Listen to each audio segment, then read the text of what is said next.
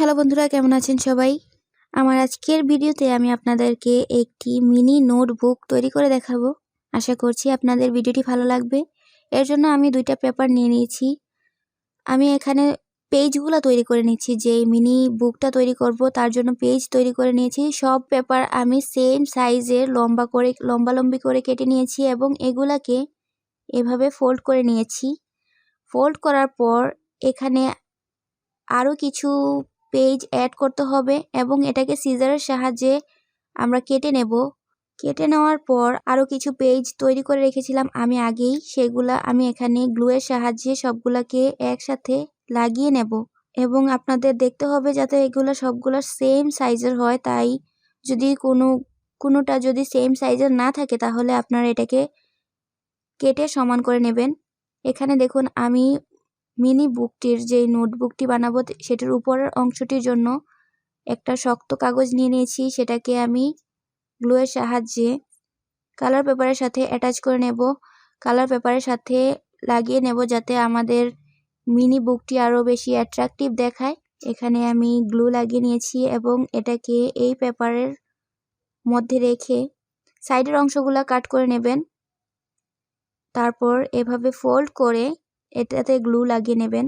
এখানে আমি গ্লু লাগিয়ে নিয়েছি এবং উপরের অংশটাতেও আরেকটা পেপার লাগিয়ে নেব যাতে আমাদের বুকটা আরও বেশি সুন্দর দেখায়। এবং এই অংশটাতে গ্লু লাগালে আমাদের যেই পেপারগুলো লাগাবো, বাকি যেই পেজগুলো আমি তৈরি করে রেখেছিলাম সেই পেজগুলো যে এখানে লাগাবো সেটা লাগালে আমাদের স্টিক হবে, সুবিধা হবে, আমাদের পেজগুলো লাগাতেও সুবিধা হবে এবং এটা দেখতেও অনেক ভালো লাগবে।